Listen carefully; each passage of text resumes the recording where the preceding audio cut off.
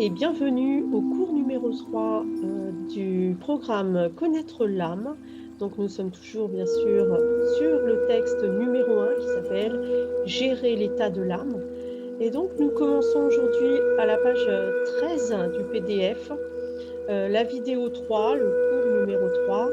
Et le point que nous allons commencer par évoquer, étudier, lire, c'est le point numéro 16.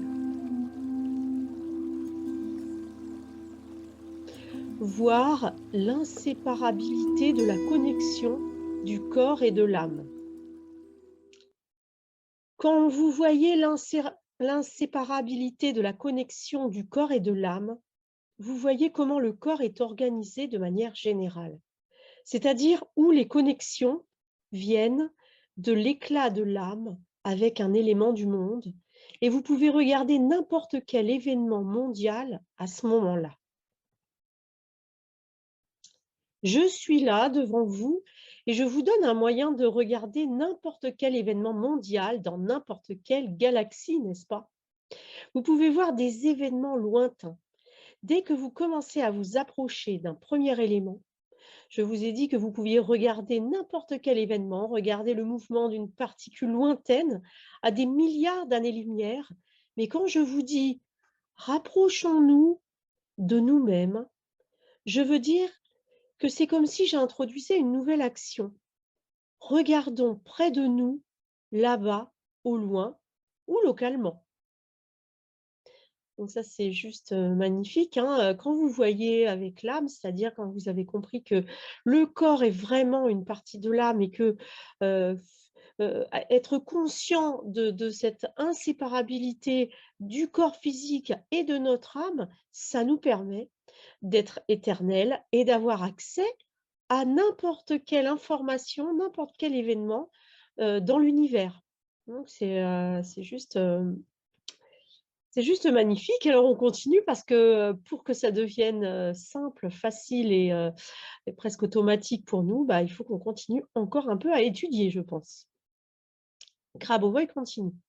Donc, toute action suivante pour le créateur, c'est d'une manière générale nouveau et équivalent, c'est-à-dire égal. Quand je parle de nouvelles actions, assurez-vous de remarquer que la lumière de l'éternité vient par exemple de la surface du corps. C'est ce qui organise l'action originelle du créateur dans votre genre de compréhension. D'une manière générale, comment distinguer l'action du créateur sur le plan optique? Où se situe donc l'action du créateur? Oui, il y a cette lumière qui vient du corps et qui est distribuée en tant qu'éternité et placée dans la logique de la perception comme une éternité.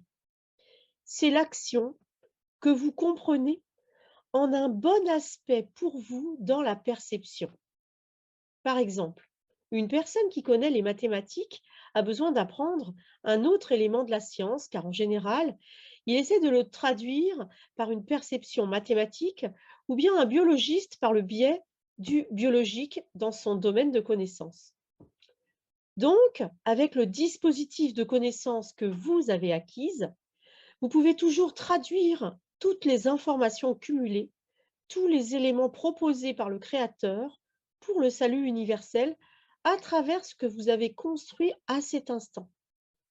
C'est-à-dire qu'il n'est pas nécessaire d'y rester de nombreuses années pour apprendre quelque chose en particulier ou pour maîtriser une technologie très longue. Vous devez comprendre ce qui est et c'est tout. Voilà, donc là, ça c'est magnifique aussi, hein, ce que nous dit là Grabovoi, c'est qu'en fait, tous les chemins mènent à Rome, hein, c'est-à-dire que toutes les voies de connaissance, toutes les disciplines étudiées, toutes les matières, les domaines expérimentés, tous ces chemins sont des chemins différents qui mènent au même endroit, à savoir qui mènent au Créateur, qui mènent à la connaissance du Créateur.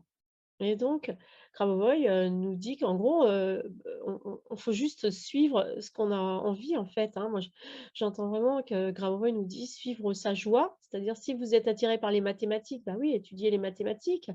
Mais si vous êtes, attiré par, le sanskrit, étudiez le sanskrit. Si vous êtes, attiré par la plomberie, à étudier la plomberie. Et tout ça, est un chemin qui vous mène vers le créateur. Chaque chemin est vraiment, honorable et magnifique et vraiment il s'agit d'être complètement ouvert à la multitude, des chemins possibles pour trouver la lumière.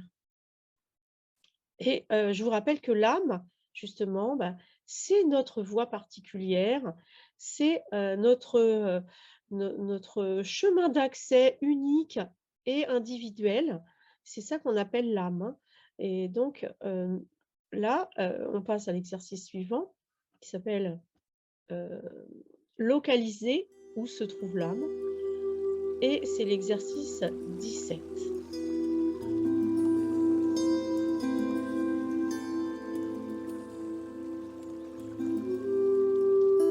Donc exercice 17, localiser où se trouve l'âme.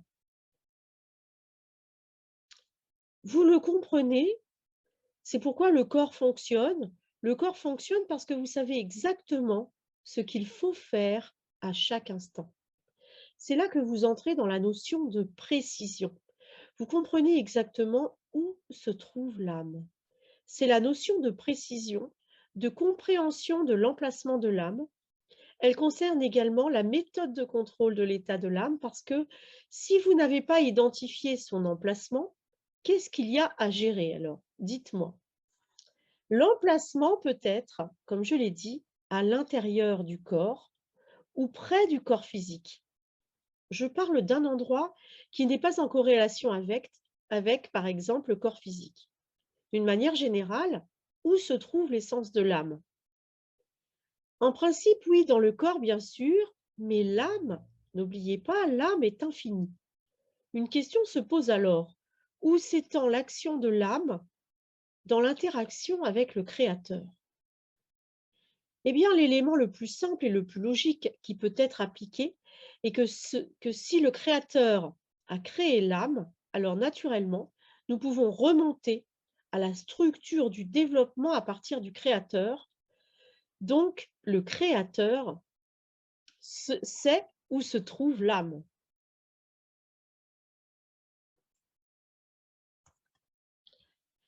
Mais alors, nous devrions être capables de comprendre exactement ce que le Créateur nous donne. C'est en général une technologie spéciale, absolument précise. Pour le salut universel, vous connaissez déjà, car je vous en ai déjà parlé, mais pour comprendre et détailler, il s'agit de connaissances supplémentaires. La connaissance est l'information que vous prenez sous la forme assimilable pour vous, n'est-ce pas? C'est aussi l'une des positions de fixation de la présence de votre âme. Tu sais avec ton âme. Il y a un mot, la connaissance de l'âme, cette expression existe, et je pense que si elle est répandue, alors cela signifie que pour l'âme, la connaissance peut aller dans d'autres positions. Nous pouvons parler par exemple du savoir de l'âme ou encore du travail de l'âme et ainsi de suite. La connaissance, telle que vous la comprenez, c'est-à-dire il semblerait que l'élément fonctionnel est simplement une compréhension de la structure réelle. Néanmoins, vous voyez ici que la connaissance est la présence de l'âme comme une sorte de lieu.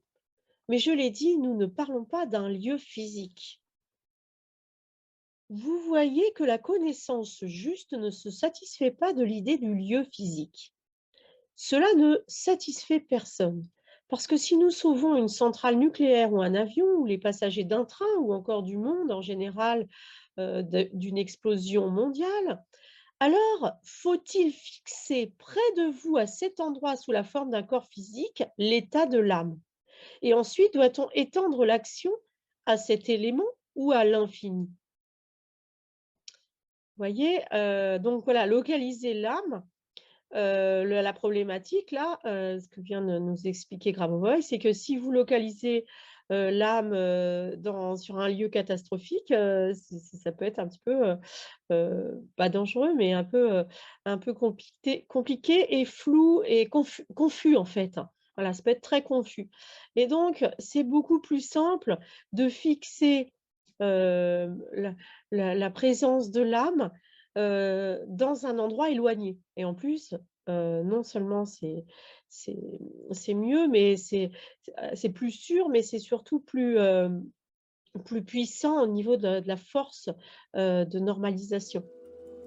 Alors on continue tout de suite.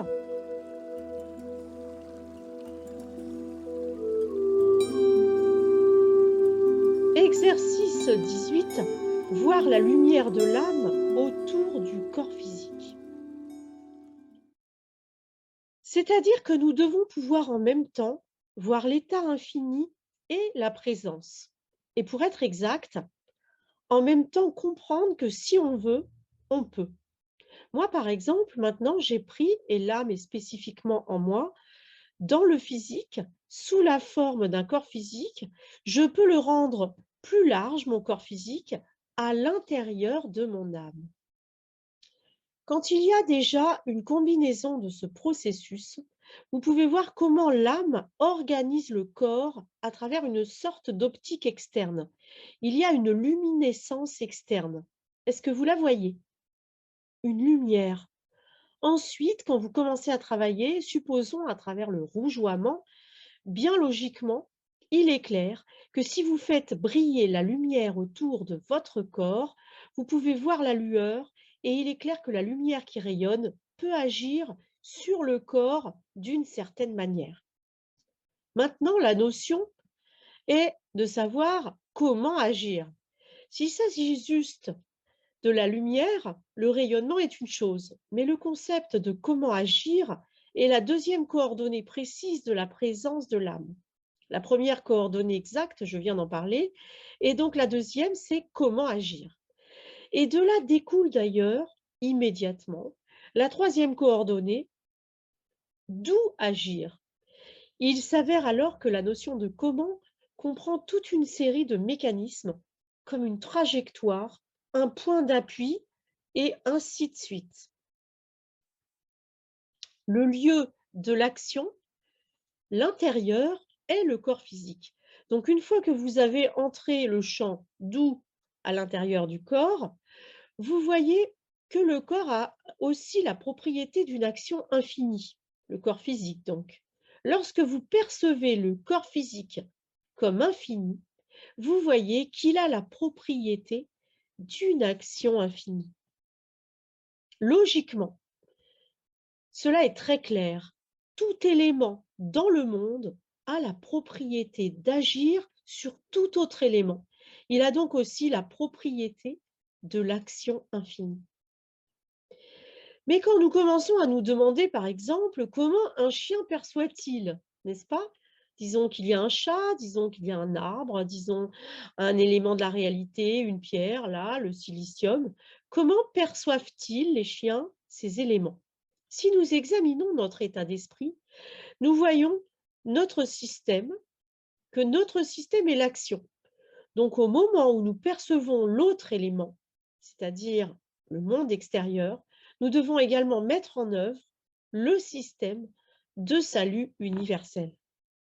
Et à cet égard, en tant qu'élément déjà concret, il est nécessaire de distinguer l'action suivante en dehors de la forme. Tout d'abord, hors de la forme physique, par exemple, vous y percevez une pierre, un élément quelconque de la réalité, et ici, la seule chose qui doit être distinguée est un être humain. Nous le percevons comme un tout, et immédiatement, c'est ce que nous devons isoler. Tout autre élément peut être perçu comme un élément segmentaire, par exemple, un élément comme une pierre, disons, un animal, un arbre dans la rue. Essayez d'isoler un signal qui soit comparable à la perception humaine, c'est-à-dire de manière exhaustive et en une seule fois. Vous arriverez à l'essence de chaque élément et vous verrez d'ailleurs, c'est une technique spécifique pour aller à l'essence de ce phénomène de la pierre, comprendre d'où elle est organisée. Il nous faut alors trouver les points d'organisation. Alors vous verrez que l'état et l'action des autres éléments de la réalité sont en relation avec votre action tout comme votre âme, est en corrélation avec le développement de l'esprit. C'est-à-dire que le développement de l'esprit conduit au fait qu'autour, il existe un élément tel que la perception de ces éléments et leur développement. Comme une formation concrète, maintenant, faites le pilotage pour la tâche du salut universel et pour votre tâche personnelle simultanément. Peut-être au niveau du salut personnel, vous vous sentirez, pardon, peut-être au niveau du salut universel, vous vous sentirez plus élevé et vous permettrez à votre tâche personnelle d'y briller plus haut.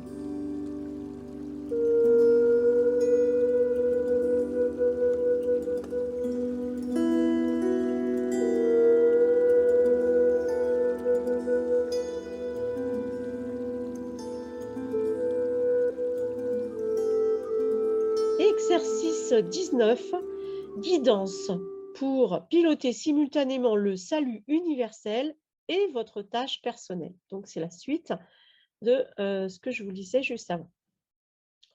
Faites un pilotage qui vous permet de trouver l'essence du phénomène. C'est comme ça que je vous ai dit que vous pouviez mettre en évidence l'état de l'âme en trouvant le même élément dans d'autres éléments de la réalité. C'est-à-dire comment isoler la structure qui organise une pierre, qui organise un animal, un arbre, un élément quelconque ou même une molécule.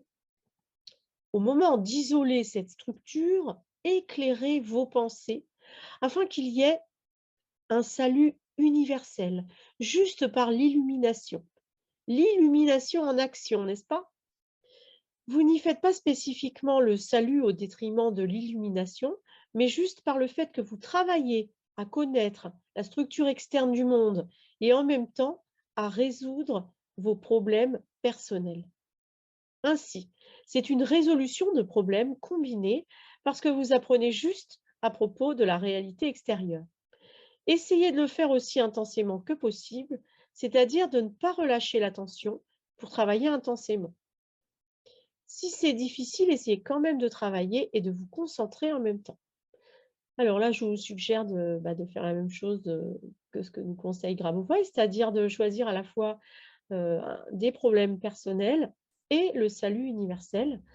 Et donc, vous vous concentrez sur les deux en même temps, c'est-à-dire vous avez conscience que votre corps physique, qui est donc votre âme, hein, qui fait partie de votre âme, il émet une lumière et quand cette lumière, elle est dirigée vers l'univers, vers le salut universel, c'est-à-dire pour sauver tous les êtres humains et tous les êtres vivants de la Terre, eh bien, elle va émettre une lumière beaucoup plus intense, beaucoup plus forte et donc du coup, ça va normaliser vos problèmes personnels. Donc on y va, je vous invite à visualiser vos deux projets, votre projet de salut universel. Bien sûr, c'est mieux que c'est un lien entre les deux, mais pas obligatoire, hein. Et donc, vous prenez votre problème personnel, vous le visualisez et avec votre âme, vous l'illuminez, vous le ramenez à la norme, c'est-à-dire vous, vous le normalisez, vous le corrigez finalement pour que tout soit parfait. Et en étant conscient qu'en faisant ça, vous normalisez également cette situation ou une autre pour toute l'humanité. Et sentez le travail qui se fait sur les deux plans, hein, c'est une résolution de problèmes combinés, dit Grabovoi. Et je continue la lecture. Vous pouvez continuer à garder dans votre pensée les deux objectifs de salut universel et de résolution de problèmes personnels. Lorsque vous travaillez dans le hall, essayez de faire en sorte que la concentration augmente au milieu de la pièce au début et ensuite elle commence à se distribuer vers les personnes du public. Essayez de faire en sorte que la lumière qui vient des personnes dans l'auditorium soit immédiatement claire également pour toute personne qui écoute, disons, une vidéo de cette conférence, de ce séminaire, car le séminaire implique que vous travaillez. Voilà, c'est encore très intéressant de faire l'exercice en même temps que nous explique ça Grabovoi, même si c'est un autre moment du temps, bien sûr, ça a eu lieu en 2003, je crois.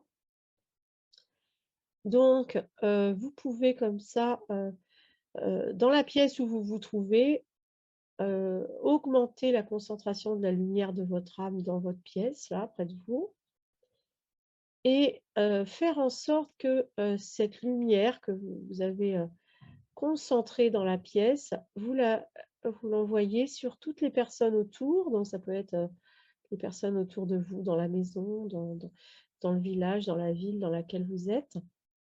Mais ça peut également toucher toutes les personnes du monde. Et puis là aussi, pensez à toutes les autres personnes qui ont écouté ce séminaire la première fois et toutes les autres personnes qui écoutent la vidéo actuellement ou à un autre moment d'ailleurs, puisque le temps n'existe pas, peu importe.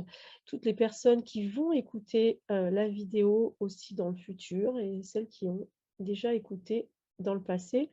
Et voyez à quel point d'aller se concentrer dans la même direction, cela concentre encore davantage la lumière et le travail de salut global, de salut universel.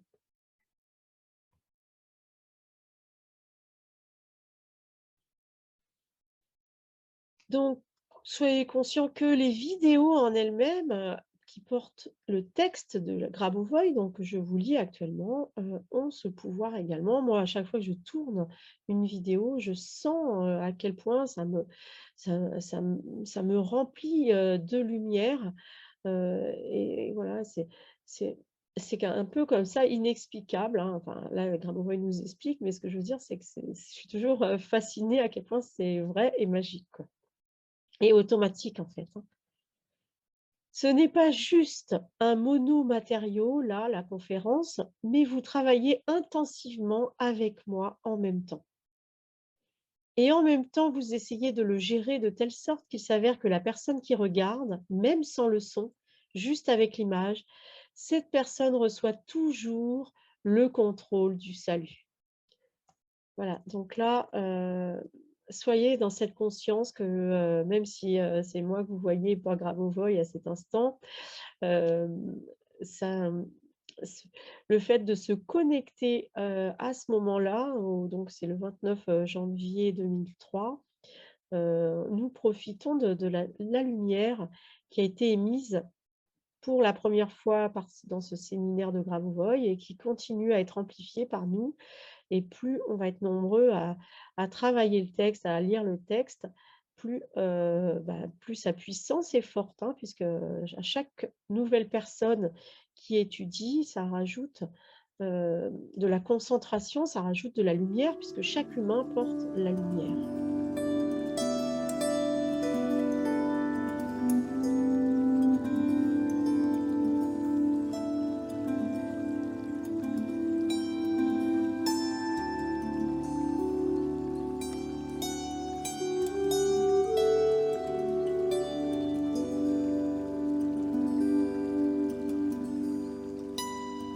Exercice 20. Voir le créateur organiser tous les corps physiques. Quand vous aurez fait cela, remarquez que c'est exactement l'état de formation du corps physique. Votre corps physique personnel, et si le créateur organise tous les corps, il en est logiquement et réellement ainsi.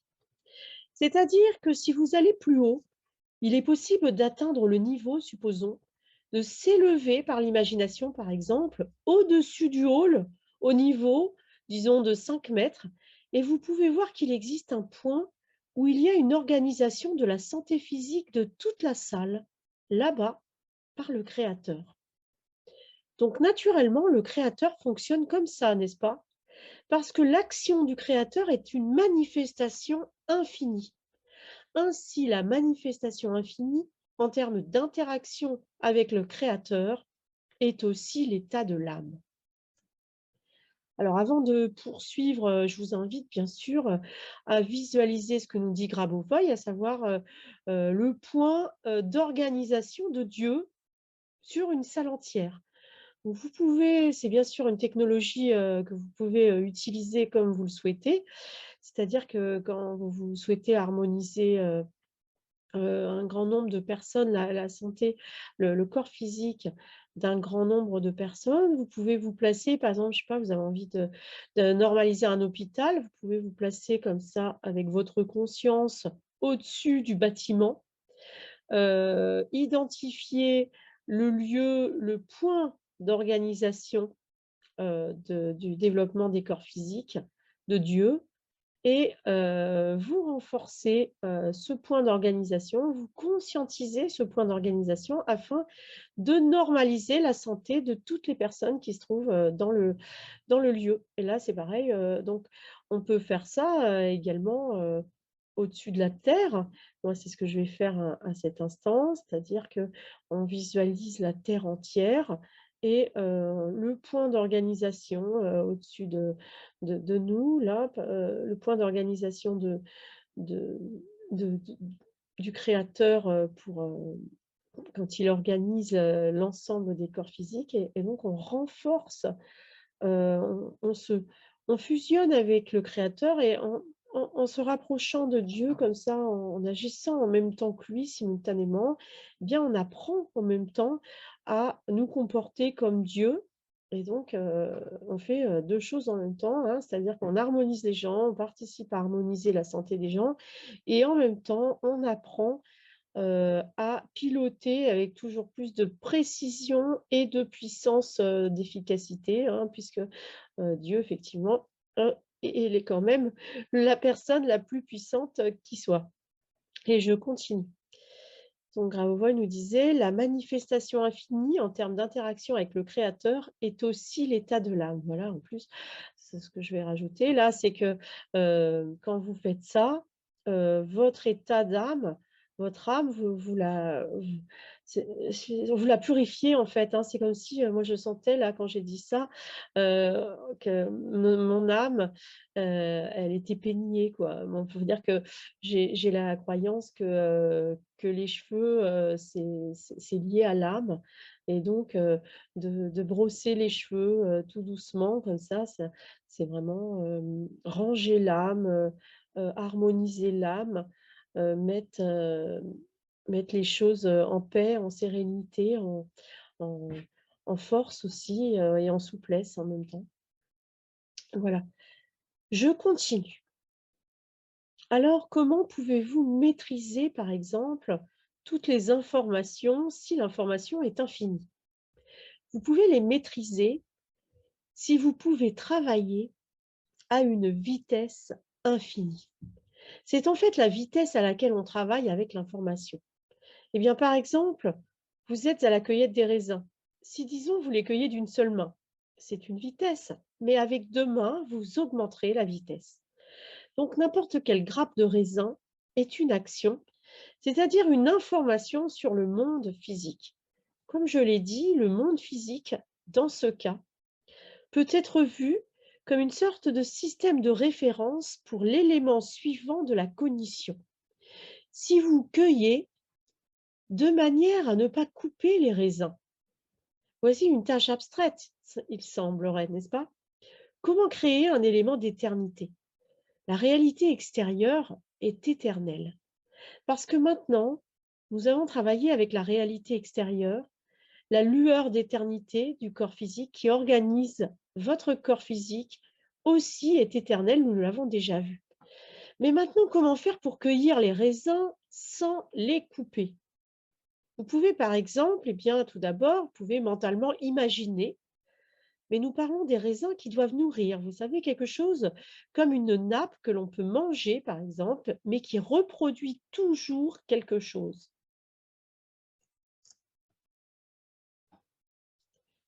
Si on présente la tâche de cette façon, pour le développement universel et éternel, le Créateur a fixé la tâche de la manière suivante. Comment assurer la reproduction éternelle disons avec de la nourriture ou un certain environnement, l'environnement du développement du corps physique sain, par exemple, ou pour le monde en général. Nous voulons donc trouver le prochain système pour trouver l'âme. Naturellement, l'âme est là aussi, et elle est là assez rigidement, bien qu'il y ait une position dynamique, c'est-à-dire qu'elle est là à faire quelque chose dans cette tâche. D'une manière générale, si nous allons au niveau de la pensée logique, il est clair que vous pouvez indépendamment trouver pas mal de positions différentes de la présence de l'âme, qui découle généralement de la nécessité. La nécessité de la fonctionnalité de l'organisme, comme je l'ai dit, l'organisation du monde entier, et ainsi de suite.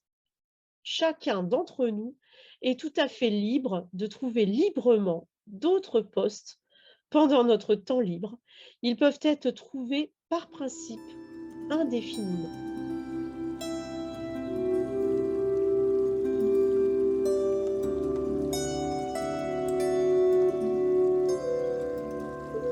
Point numéro 21, exercice 21. L'âme existe à travers ses tâches. Or, l'état de l'âme est l'état du monde.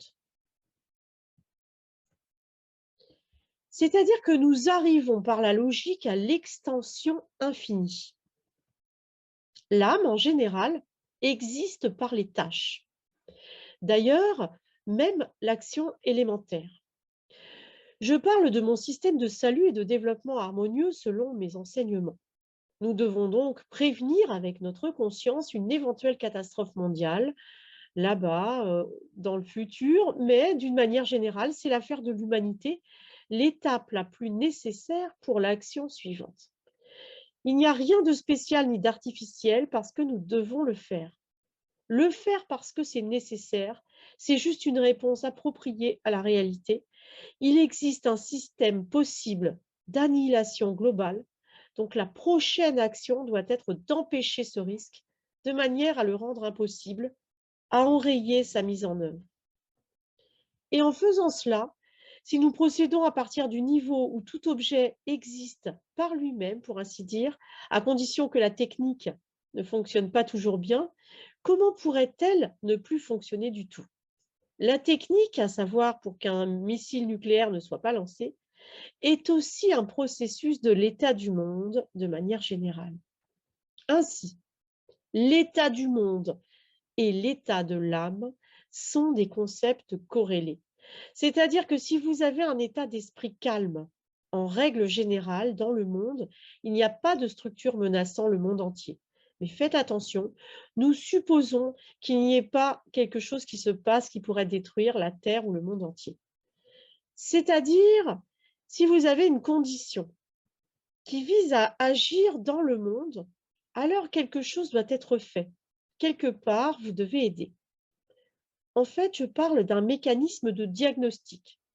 Comment identifier le point dans le monde où ils ont besoin d'aide? Eh bien, disons que pour le mois prochain, nous prenons et regardons deux pays spécifiques, le Royaume-Uni et la France, et s'assurer que dans ces deux pays, il n'y ait pas de catastrophe écologique. Ok, nous avons fait l'action en traduisant simplement la couleur, le vert traduit en bleu, et au moment de la traduction, voici l'action de traduction qui a été prise. Nous avons pu traduire une couleur en une autre, sans nous occuper de l'état de l'âme en même temps, peut-être sans aller plus loin. L'état fonctionne, enfin juste l'état, nous avons isolé un élément de traduction, par exemple, sous la forme d'une couleur, blanc argenté, et nous avons couvert ces deux pays. Nous avons obtenu ce qui en général est en corrélation avec le contrôle du monde entier. Alors, l'âme réagit plus calmement à la prochaine réalité, par exemple ce mois-ci. Il s'agit d'essayer de choisir un élément de façon à ce que ce soit quelque chose de reconnaissable avec lequel travailler, car c'est aussi un état qui est en corrélation avec l'état du monde. Donc, quand par exemple je fais un diagnostic, disons là un avion transportant du nucléaire, certaines structures qui ne devraient pas exister, en aucun cas un avion ne devrait tomber sur un territoire, pas un seul avion. Quand on parle d'un diagnostic, il est clair qu'il s'agit même pas d'une seule chute. Voilà pour le point 21.